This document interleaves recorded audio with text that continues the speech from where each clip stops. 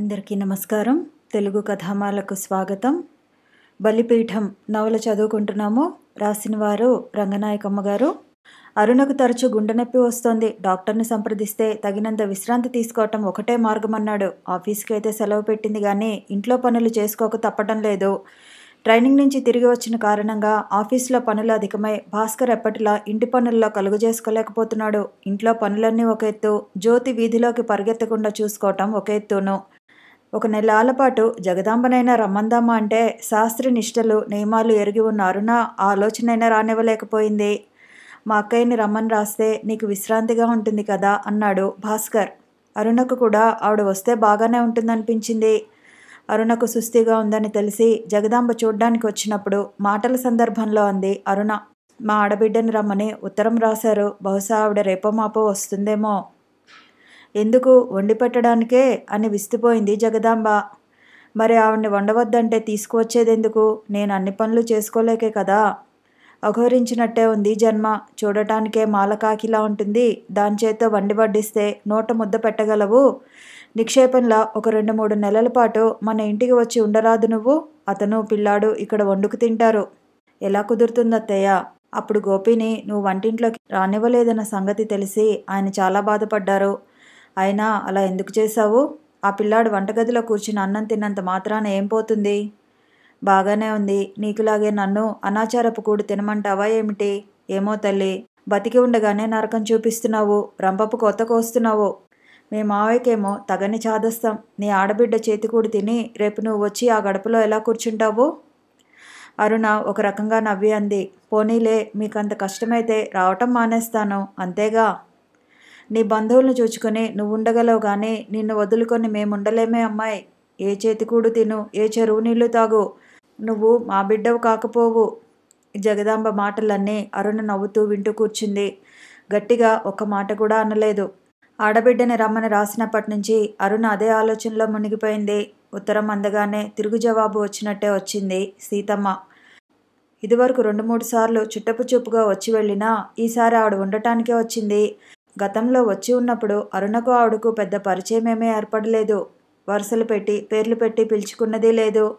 కానీ ఈసారి అంటీ అంటనట్టు ప్రవర్తించాలంటే వీలు కాదు. చనువుగా పిలుచుకుంటూ కలిసి మాట్లాడుకుంటూ పనిపాటలు చూసుకోకపోతే కుదరదు. ఆవిడ్ని వదిన అని పిలవాలా? ప్రకృతి ఆశ్రమం నుంచి వ్రాసిన ఉత్తరంలో అలాగే వ్రాసింది కానీ వదిన అని నోరు తెరిచి పిలవటం అంటే ఏమిటోలా అనిపిస్తోంది. ఆడబిడ్డ కదా, ఏమండి అంటే సరిపోతుందా? లేకపోతే సీతమ్మ గారు అంటే బాగుంటుందా? పేరు పెట్టి పిలిస్తే ఆయన ఏమైనా అనుకుంటారో ఏమో.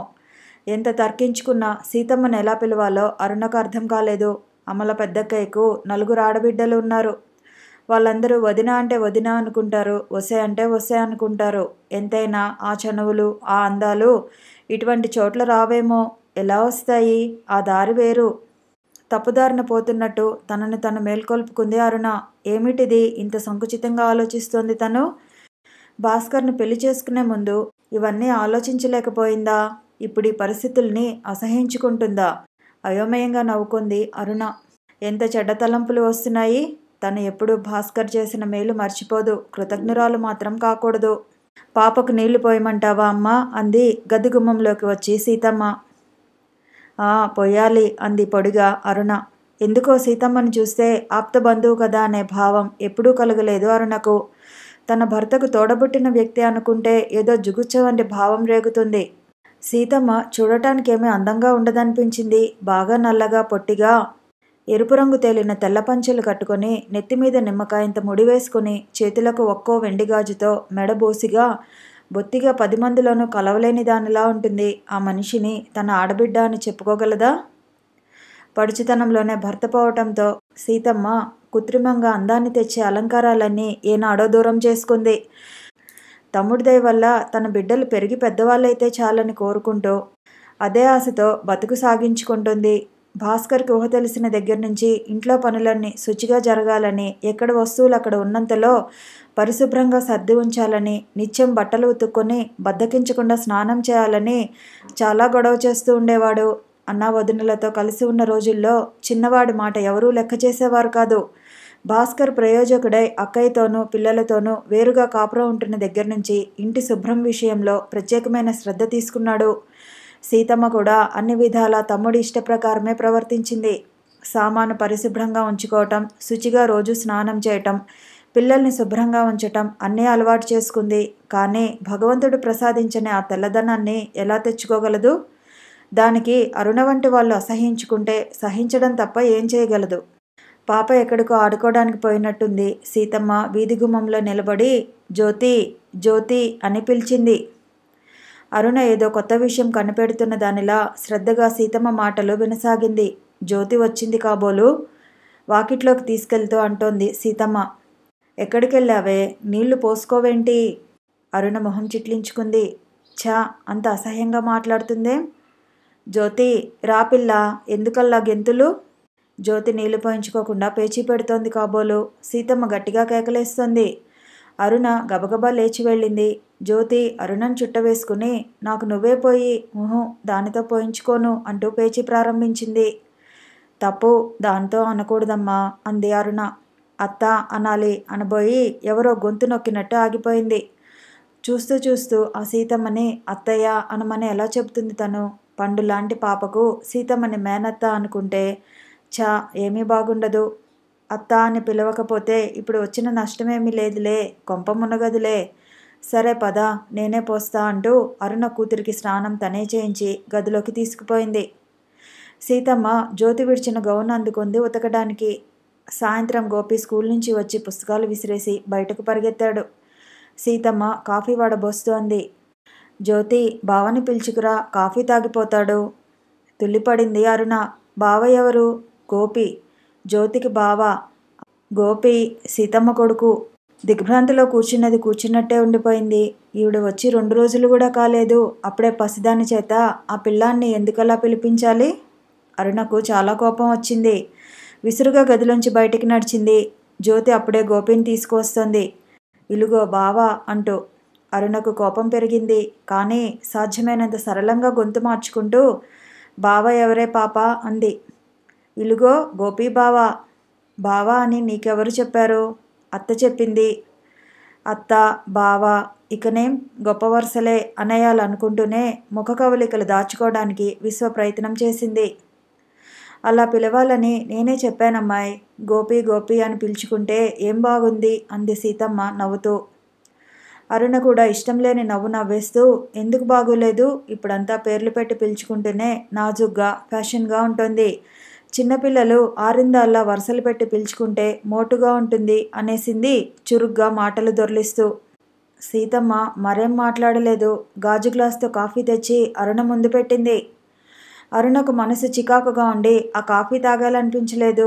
నేను తర్వాత పెట్టుకుంటాను, కాఫీలో నాకు పొడి ఎక్కువగా ఉండాలి అంటూ గదిలోకి వెళ్ళిపోయింది. అంతలోనే భాస్కర్ వస్తే సీతమ్మ తమ్ముడికి కాఫీ ఇచ్చింది. భాస్కర్ కాఫీ టీలు తాగడం అలవాటు చేసుకుంటున్నాడు. అంతకుముందు పాలే తాగేవాడు. ఇప్పుడు ఆర్థికంగా ఆ పరిస్థితి లేదు. కడుపు నిండా తినడానికే ఇబ్బందిగా ఉంటే పాలు పెరుగులు కావాలంటే ఎలా వస్తాయి? అరుణ తాగిందా అన్నాడు కాఫీ అందుకుంటూ. లేదు, ఆవిడకు పొడుము ఎక్కువగా ఉండాలంట కదా, తనే పెట్టుకుంటుందట అంది సీతమ్మ. అదేమిటి, అరుణ కాఫీ చాలా లైట్గా తాగుతుందే. డాక్టర్ పూర్తిగా పనికిరాదంటే మానలేక లైట్గా అలవాటు చేసుకుంది.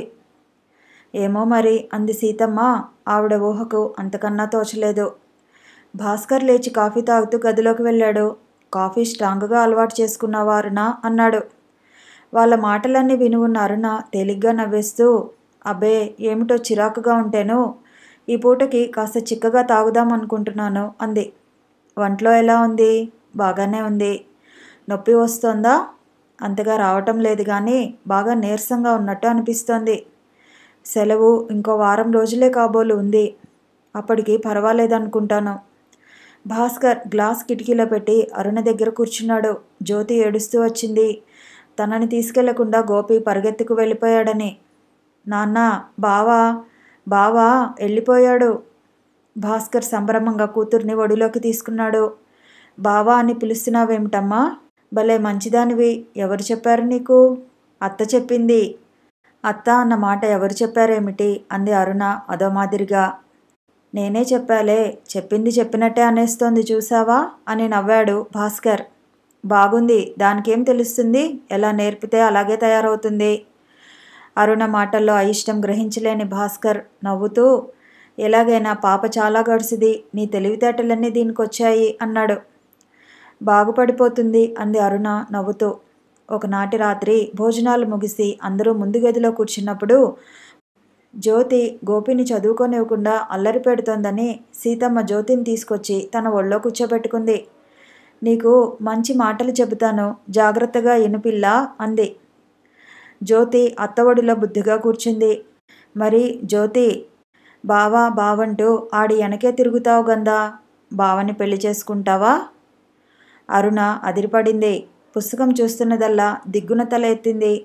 చెప్పమ్మా జ్యోతి అంది సీతమ్మ మళ్ళీ. దాచుకోవడానికి కూడా వీలు కానంత ఏహభావం పుట్టుకొచ్చి మౌనం వహించలేకపోయింది అరుణ. దాన్ని నిలదీస్తే అదేం చెప్తుంది? పెళ్ళిళ్ళు పిలుచుకోటాలేనా చిన్నపిల్లలకు నేర్పాల్సిన సంగతులు, అటువంటి మాటలన్నీ ఇప్పుడెందుకు అనేసింది కటవుగానే. ఆ మాటలే అరుణ ఎంతో నెమ్మదిగా శాంతంగా చెప్పవచ్చు. చిన్నపిల్లలకు వరుసలు పెళ్ళిళ్ళు అవి నేర్పకూడదు వదినా, ఇంకెప్పుడు అలా చెప్పకండి అని నవ్వుతూ చెప్పవచ్చు. ఒకసారి చెప్పినా సీతమ్మ మళ్ళీ అలాగే ప్రవర్తిస్తే అప్పుడు కొంచెం గట్టిగా అంటే అనొచ్చు. కానీ అంత మర్యాద ఇవ్వదగ్గ మనిషిలాగా ఆ బ్రాహ్మణ యువతికి సీతమ్మ కనబడలేదు. తెల్లబోయింది సీతమ్మ. అరుణ ఇప్పుడు అంత దురుసుగా మాట్లాడలేదే, ఇప్పుడు తనేం కాని మాటలంది? భాస్కర్ నవ్వుతూ, ఏదో సరదాగా అన్న మాటకి ఎందుకు అరుణ అంత కోపం వచ్చింది అన్నాడు. సరదా ఎవరికి? అందరికీను. అత్త కోడలితో హాస్యం ఆడదు. హాస్యాలకేమొచ్చే గాని చిన్నపిల్లలకు అలాంటి మాటలు అలవాటు చేస్తే బాగుండదు. అరుణ ఉద్దేశము సబబైందే. ఇంత చిన్నతనం నుంచి పెళ్ళిళ్ళు సంసారాలు నేర్పితే అలా చేయకూడదు. పెళ్ళిళ్ళ మాటలు చిన్నపిల్లలకు ఎందుకు అక్కయ్యా అన్నాడు నవ్వుతూ భాస్కర్.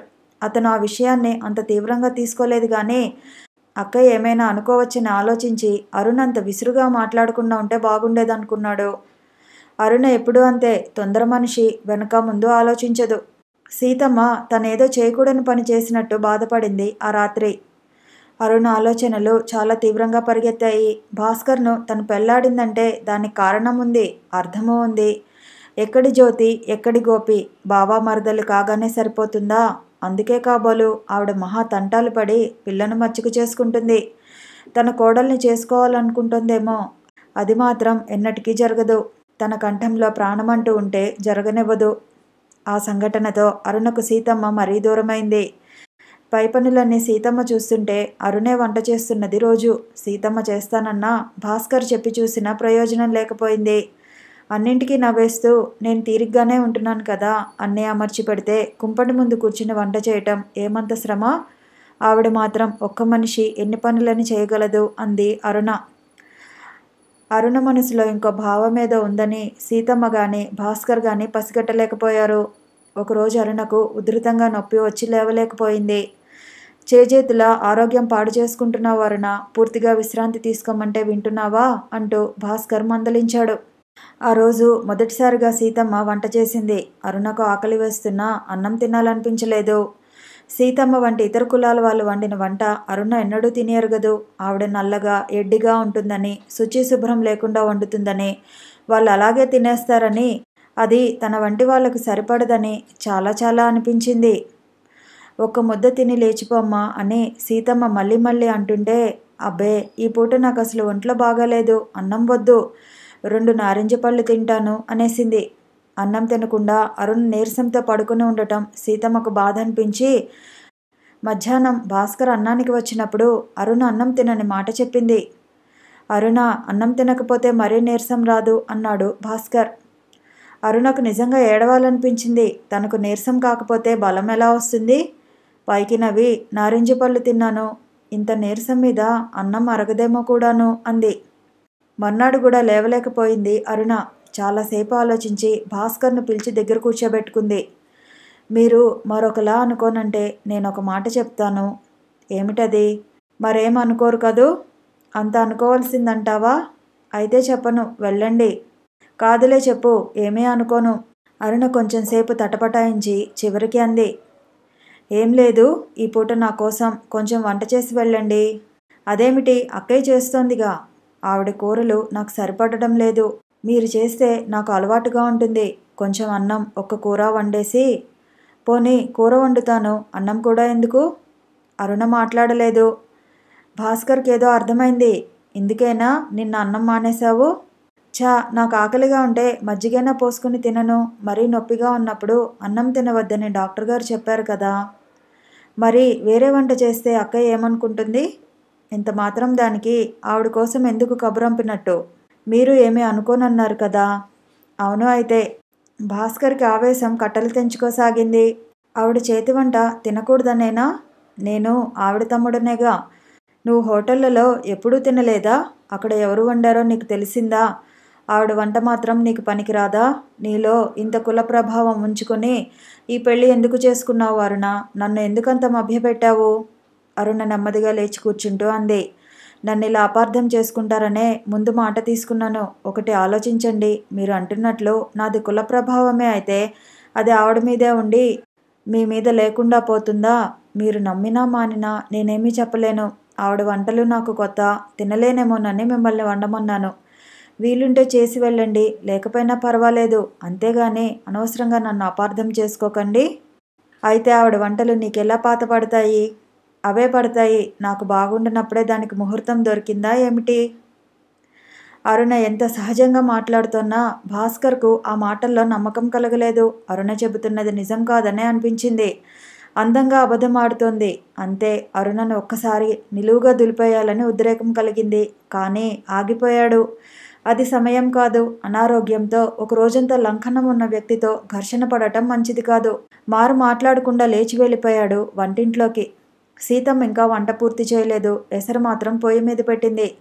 భాస్కరే పీట వేసుకుని పొయ్యి ముందు కూర్చున్నాడు. ఇవాళ నేనే వంట చేస్తానక్కయ్య. చూడు ఎంత కమ్మగా వండుతానో అంటూ రాణి నవ్వు తెచ్చిపెట్టుకున్నాడు. అదేందిరా, ఇవాళ నీకు పని లేదా? ఉంది గాని నేను వెళ్ళకపోయినా పర్వాలేదు. ఈ పూట కాస్త ఆలస్యంగా వెళ్తాను లేదు. అయితే మాత్రం వంట నేను చూసుకోనా? నువ్వు వెళ్ళి ఆవిడకి ఏమైనా కావాలేమో చూడు. ఏం అక్కర్లేదక్కయ్య, నాకు సరదాగా ఉంది, నేనే చేస్తాను అంటూ మరుగుతున్న ఎసరులో బియ్యం పోశాడు. అక్కగారితో ఏవో కబుర్లు చెబుతూనే వంట పూర్తి చేశాడు. తమ్ముడి నైపుణ్యానికి సీతమ్మ నిజంగా విస్తుపోయింది. నవ్వి లేచి వెళ్ళి వాకిట్లో బట్టలు ఉతకడంలో పడింది.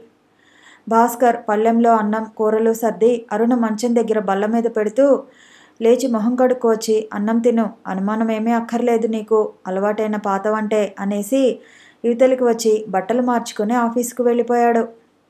అరుణ లేచి కూర్చుంది. తను చాలా మూర్ఖంగా ప్రవర్తిస్తున్నానేమో అనుకుంది. తనలో ఇంత కాఠిన్యం, తోటి మనుషుల మీద ఏహ్యభావం పెరుగుతున్నాయనుకుంటే ఆమెకే ఆశ్చర్యం వేసింది.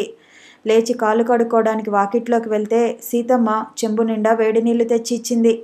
ముఖం కడుక్కుని తిరిగి గదిలోకి వచ్చి నెమ్మదిగా భోజనానికి ఉపక్రమించింది.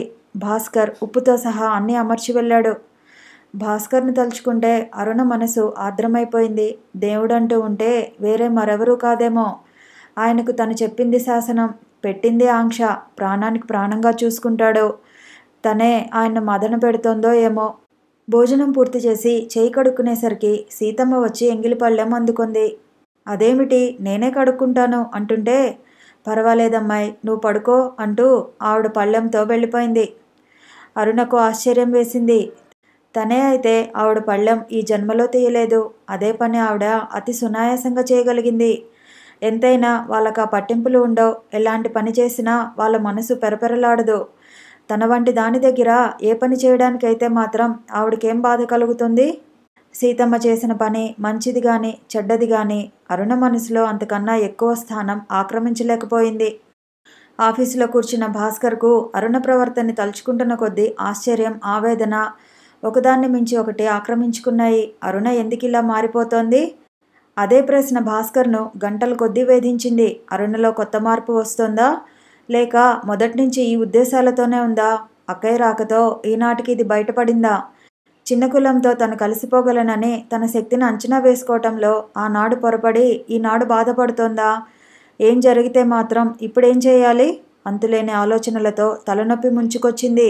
మతిపోయిన వాడిలా కొంతసేపు ఆఫీసంతా తిరిగి వచ్చి తన స్థానంలో కూర్చున్నాడు. అరుణకు సాయంత్రం దాకా భాస్కర్ రాక కోసం ఎదురుచూస్తున్నా తీరా అతని ఇంటికి వచ్చేసరికి ఏదో జంకు వంటి భావం కలిగింది. లేచి బయటకు రాకుండా గదిలోనే కూర్చుంది. భాస్కర్ కాఫీ పూర్తి చేసి గదిలోకి వచ్చాడు. ఎలా ఉంది ఒంట్లో అన్నాడు పొడి పొడిగా. బాగానే ఉంది ఎప్పటి జవాబే. ఉదయం ఎన్ని గంటలకు భోంచేశావు? మీరు వెళ్ళగానే తిన్నాను. భాస్కర్ కాసేపు ఊరుకొని అన్నాడు.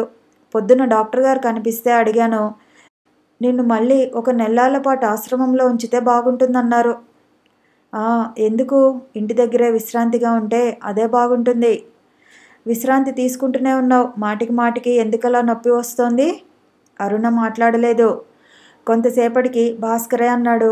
నువ్వు మానసికంగా నిజమైన విశ్రాంతి తీసుకోవటం లేదు అరుణ. అస్తమానం ఏదైనా ఆలోచిస్తూ ఉంటావా? అరుణ తెల్లబైనట్టు చూసి అంతలోనే తమాయించుకుని చిన్నగా నవ్వింది. బాగానే అడుగుతున్నారు. అస్తమానం ఆలోచించడానికి నాకేం విషయాలున్నాయి? ఏమో, ఏమైనా ఉండొచ్చు. ఆ రోజు భాస్కర్ చాలా ముభావంగా ఉండిపోయాడు. అరుణ ఎప్పటిలా భాస్కర్ని పలకరించి చనువుగా మాట్లాడటానికి సాహసించలేకపోయింది. ఏమనుకుందో మొన్నాడు సీతమ్మ వండిన వంటే తినడానికి నిర్ణయించుకుంది. ఇష్టం ఉండి లేనట్లు 2 ముద్దలు తిని కెలికి లేచిపోయింది. సీతమ్మ వచ్చి నెల రోజులు దాటింది. అరుణ ఆరోగ్యం కొంత కుదుటపడింది. సెలవు పూర్తి కాగానే ఆఫీసుకు వెళ్ళటం మొదలుపెట్టింది. కానీ సీతమ్మ అరుణకు అప్పటికే పెద్ద సమస్య అయింది. ఆవిడ చూడబోతే ఏదో యాసగా మాట్లాడుతుంది. పాపేమో అత్తా అత్తా అంటూ అస్తమానం ఆవిడనే అంటిపెట్టుకుని తిరుగుతుంటుంది. ఆవిడ మాటలు అవి పాపకు కూడా పట్టుబడితే అరుణ ముఖం జేవురించింది. చిరాకుగా నుదురు చిట్లించుకుంది. రాత్రింబవళ్ళు అరుణకు అదే ఆలోచనైపోయింది. ఒక సుముహూర్తాన అరుణ చురుకైన మెదడులో ఒక మెరుపు మెరిసింది. ఇదంతా చెప్పి అత్తయ్యని ఏదైనా సలహా అడిగితే అత్తయ్య నవ్విపోతుంది, వెటకారం చేస్తుంది. అత్తయ్యకి చెప్పాలనే తన ఆలోచనకు తనే తటపటాయించింది. పోనీ అత్తయ్యేగా, నవ్వితే నవ్వింది. ఆమె కన్నా కావలసిన వాళ్ళు ఎవరున్నారు? నవ్వినా తిట్టినా తన క్షేమం కోరే మనిషి కదా. ఆ సాయంత్రం జ్యోతిని తీసుకుని రిక్షాలో బయలుదేరింది అరుణ. కుశల ప్రశ్నలన్నీ అయ్యాక కడుపులో బాధ కాస్త సిగ్గుగానే వెళ్ళబోసుకుంది. ఆవిడ వెళ్ళిపోతే ఇంట్లో సాగదత్తయ్య. ఆవిడ ఉంటే ఈ పిల్ల పాడవుతుందేమోనని భయంగా ఉంది. ఇదో తద్దినం వచ్చి పడింది నాకు. ఏం చేస్తే బాగుంటుందంటావ్ అంది. జగదాంబ తన చెవుల్ని తనే నమ్మలేక విస్తుపోయింది. ఎవరైనా ఏమైనా అంటే మండిపడే అరుణ తమ ఇంటి సంగతులు చెప్పుకొని సలహా అడగటమా? ఎంత మారిపోయింది! జగదాంబకు పట్టరాని సంతోషం కలిగింది. తద్దినమా అంటే కాదా మరి? నువ్వు కాబట్టి వాళ్ళ మధ్య ఊపిరి పీల్చుకుంటున్నావు గానీ ఎవరైనా అయితే ఉరిపెట్టుకు చేస్తారు. తృప్తి లేకపోయాక బ్రతికేం బాముకోవాలి? ఈ పసిముండకెలాగూ వాళ్ళ మాటలు చేష్టలు తిళ్ళు అలవాటై కూర్చుంటాయి. నెమ్మదిగా దానికి అన్నీ మప్పి పెద్దవాళ్ళయ్యాక బావా మరదలిద్దరికీ ముడి కూడా పెడతారు. ఇక నువ్వు జీవితమంతా ఆ ముఠా మధ్య పడి ఉండాల్సిందే. ఎవరేం చేయగలరమ్మా? చేతులారా తెచ్చిపెట్టుకున్నావు. నీ నెత్తిరాత అనుభవించు. పండంటి పిల్ల, దాన్ని నాశనం చేయి. అత్తయ్య, జరిగిపోయిన గొడవలు దేనికి గాని? వీళ్ళందరూ వచ్చి ఇంట్లో కూర్చుంటారని ఇలా అవుతుందని అనుకున్నానా చెప్పు? ఇప్పుడేం చేస్తే బాగుంటుందంటావు? ఆవిడ్ని పంపించేయడానికా? బాగుండదు. అతనేమైనా అనుకోగలడు. పాప విషయం నీకేం భయం లేదులే. ఇక్కడే ఉంచు, నేను చూస్తాను. ఇక్కడా? ఏం, నేను మామయ్య దాన్ని చూడలేమనుకుంటున్నావా? అది కాదత్తయ్య, పాప లేకుండా నేనెలా ఉండను? వాళ్ళ నాన్న కూడా ఉండలేరు. అయితే బాగానే ఉంది. అప్పుడప్పుడు వచ్చి చూసి వెళ్తుండవా ఏమిటి? ఇక్కడ దానికేం లోటు? నా కళ్ళలో పెట్టి చూసుకుంటాను. అబ్బే, దానికి కాదత్తయ్య, వాళ్ళ నాన్నకేం చెప్పాలి? ఏదో చెబుదు 10 రోజులు నేను ఉంచుకుంటానన్నానని చెప్పు, అప్పుడే చూడొచ్చు. ఆలోచిస్తే అత్తయ్య చెప్పిన ఆలోచన బాగానే ఉందనిపించింది. పిల్లనేం పరాయి వాళ్ళ ఇంట్లో ఉంచడం లేదు కదా. వాళ్ళ నాన్నకు చెప్పడం ఏమంత కష్టం కాదు. అరుణ మొండి ధైర్యంతో జ్యోతిని జగదాంబ దగ్గరే ఉంచేయడానికి నిశ్చయించుకుంది. పాప గోల పెడుతున్న లెక్క చేయకుండా దిగివిడిచి రిక్షా ఎక్కింది తనొక్కతే. పాపేది అంది సీతమ్మ అరుణ రాగానే. మా అత్తయ్య వాళ్ళు కొన్నాళ్ళు ఉంచుకుంటామన్నారు అంటూ గదిలోకి వెళ్ళిపోయింది అరుణ. సీతమ్మకు అర్థం కాకపోయినా మరేమీ మాట్లాడలేదు. భాస్కర్ వచ్చే వేళకు పుస్తకం మూసి పడుకుంది అరుణ. పాపా, జ్యోతి, త్వరగా రావాలి, నీకో తాయిలం అంటూ వచ్చాడు భాస్కర్. సీతమ్మ విని కూడా లోపలికి రాకుండా వెనక వాకిలి చీడీల మీద కూర్చుంది. అక్కయ్య అని పిలిచాడు భాస్కర్. లేచి వచ్చింది సీతమ్మ. జ్యోతి, గోపి కనిపించరే? ఎక్కడికి పోయారు ఇంత చీకటి పడే వరకు? గోపి ఆడుకోవడానికి పోయాడో గాని పాప వాళ్ళ తాతగారింటికి వెళ్ళింది. అరుణ ఇంట్లో లేదా? ఉంది, పడుకుంది కామోసు.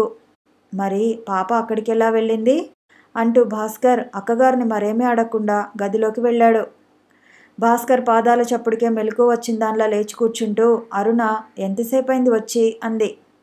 ఇప్పుడే గాని పాపను ఎవరు తీసుకెళ్లారు? నేనే వెళ్ళాను. పాపం అత్తయ్య పాపను చూసి ముచ్చటపడి 10 రోజులు ఉంచుకుంటానంది. మామయ్య కూడా అడిగాడు. బాగుండదని ఊరుకున్నాను. పోనీ అదేమైనా పేచీ పెడుతుందేమో తీసుకొచ్చేద్దాం అనుకుంటే 4 బిస్కెట్లు ఇచ్చేసరికి బుద్ధిగా తాతగారు ఒళ్ళోకి ఎక్కి కూర్చుంది. నేను రిక్షా ఎక్కుతున్నా గొడవ పెట్టలేదు. ఇంకేం చేయను? సరేలే 10 రోజుల దాకా కాదు కానీ ఒక వారం రోజుల్లో తీసుకొచ్చేద్దాం అనుకొని వచ్చేశాను. వచ్చానే గాని నాకు ఏదో కష్టంగా ఉంది. భాస్కర్ మంచం మీద కూర్చుంటూ, అబ్బా ఎందుకు వదిలి వచ్చేసావు అరుణ? పోనీ ఇంకాసేపు ఉండి తీసుకొచ్చేయాల్సింది అన్నాడు బాధగా. వాళ్ళు ఏమనుకుంటారోనని ఎదురు చెప్పలేకపోయాను. వచ్చినప్పటి నుంచి నాకు మరీ వెలితిగా ఉంది. పరాయి వాళ్ళ ఇంట్లో ఉంచామా ఏమిటని సరిపెట్టుకుంటున్నాను. పోనీ ఇప్పుడు వెళ్ళి తీసుకొచ్చేనా? రిక్షాలో వెళ్ళి రావటం ఎంతసేపు? భాస్కర్ కాసేపు ఊరుకున్నాడు. పోనీలే పాపం, వాళ్ళకి ఎంత ముచ్చటగా ఉందో. పాప కాకపోతే ఇక వాళ్ళకెవరున్నారు? వాళ్ళకి లేరని మన పిల్లల్ని ఇస్తామా ఏమిటి? విడిచి వచ్చానే గాని చాలా కష్టంగా ఉంది బాబు. రేపు వెళ్ళి తీసుకొచ్చేస్తాను. వాళ్ళు ఏమైనా అనుకుంటే అనుకుంటారు. పోనీ అరుణ, ఒక వారం రోజులు ఎంతలో గడుస్తాయి? వాళ్ళ ముచ్చట ఎందుకు పాడు చేయాలి? మన పిల్లని కాబట్టి అడిగారు కానీ అందరినీ అడుగుతారా? రేపు వెళ్ళొద్దు. నేను ఆఫీస్ నుంచి వచ్చే ముందు చూసి వచ్చేస్తాను. ఆ పని మాత్రం చేయకండి. అది మిమ్మల్ని చూస్తే ఒక్క క్షణం వాళ్ళ దగ్గర ఉండదు అంది నవ్వుతూ అరుణ. ఆ ప్రసక్తి మార్చి ఇంకేవో కబుర్లు చెబుతూ కూర్చుంది. పాపని వదిలేసి 15 రోజుల పైనే అయింది. అరుణ అప్పుడప్పుడు వెళ్ళి చూసి వచ్చి చక్కగా ఆడుకుంటుంది. అసలు నన్ను చూసినా నా దగ్గరికి రావటం లేదు. బెంగా లేదు, ఏమీ లేదు. తీసుకెళ్ళిపోతాన్రా అంటే వాళ్ళు ఒప్పుకోరు అంటూ వెళ్ళి వచ్చినప్పుడల్లా తలో విధంగా సంబరంగా కబుర్లు చెబుతూ వచ్చింది. భాస్కర్ ఎన్నిసార్లు వెళ్తానన్నా ఏదో సాకులు చెప్పి వెళ్ళనివ్వకుండా చేసింది. పాప ఖర్చుల కోసం అంటూ అప్పుడే 10 రూపాయలు ఇచ్చింది జగదాంబకు. వారం 10 రోజుల వరకు పాపలేని లోటు భరించగలిగినా ఇక కూతుర్ని చూడకుండా ఉండలేననిపించింది భాస్కర్కు. ఇవాళ పాపను తీసుకువచ్చే అరుణ చూడాలని ఉంది. ఏం చేస్తుందో గానీ రాత్రి కలలోకి కూడా వచ్చింది అన్నాడు ఒకరోజు. అలాగే అంటూ తల ఊపింది అరుణ. తీరా తలనొప్పిగా ఉండి వెళ్ళలేకపోయానంటూ తిన్నగా ఆఫీస్ నుంచి ఇంటికి వచ్చేసింది. భాస్కర్కు చాలా నిరాశ కలిగినట్టయింది. తలనొప్పితో పడుకున్న అరుణను ఏమీ అనలేక ఊరుకున్నాడు. ఆ మర్నాడు కూడా అరుణ పాపను తీసుకురాలేదు సరికదా, ఆ ప్రసక్తే ఎత్తలేదు. కథ కొనసాగుతుంది. మళ్ళీ కలుసుకుందాము. ఈ వీడియో నచ్చితే లైక్ చేయండి, షేర్ చేయండి, కామెంట్ చేయండి, ఛానల్ని సబ్స్క్రైబ్ చేయండి.